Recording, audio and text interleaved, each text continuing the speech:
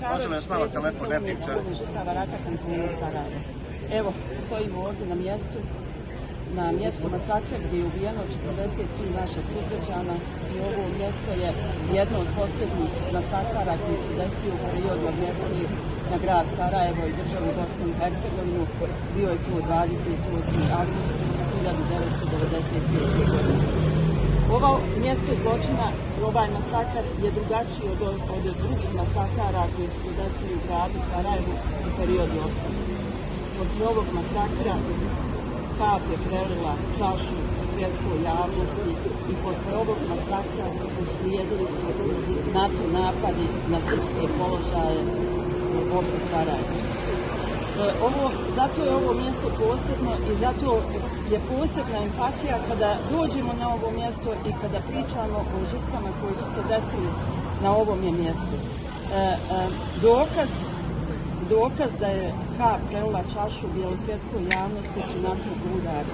Ja se dobro sjećam tog dana, bila je nijema tišina, grad je bio pust, a oko grada su se samo čule tupe detonacije. Nismo ni bili svjesni u stvari šta se dešava, tek kroz medije, kroz svjedočenja ljudi i prolaznika vidjeli smo da su uslijedili NATO napadi, odnosno da se na silu samo može odgovoriti silom.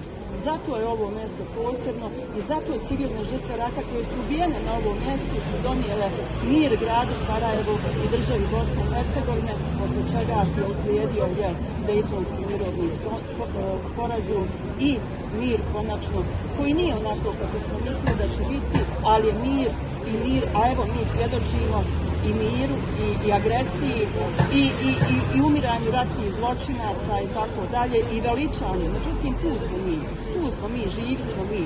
Nećemo mi zaboraviti, znate, niti smijemo zaboraviti.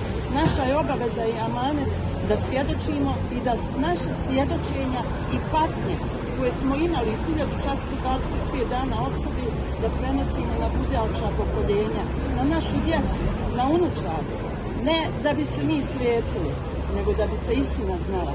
Jer mi smo ovdje samo da se zna istina, da se zna ko je bio agresor, a ko je bila žrtva. Hvala vam. Može nešto kao presuđeni ratni zločinac Ratko Mladić je bio jedan od najzaslužnijih za opsadu Sarajeva i sve ono što se u Sarajevu dešavalo, kako da se osvrnete i na to?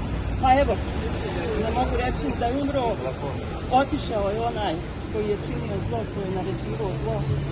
Otišao onaj koji je uništavao naše gradove, naše dijelove tijela, koji je kasapio naše porodice i tako dalje. Otišao je tamo gdje je zaslužio, iza njega su ostale haške presude, ostali su zlodjela koje je učinio, ostali su zločini, hiljade uplakanih porodica. Nadam se da ćemo na ovom svijetu se suditi za ono sve što je radio. Hvala vam.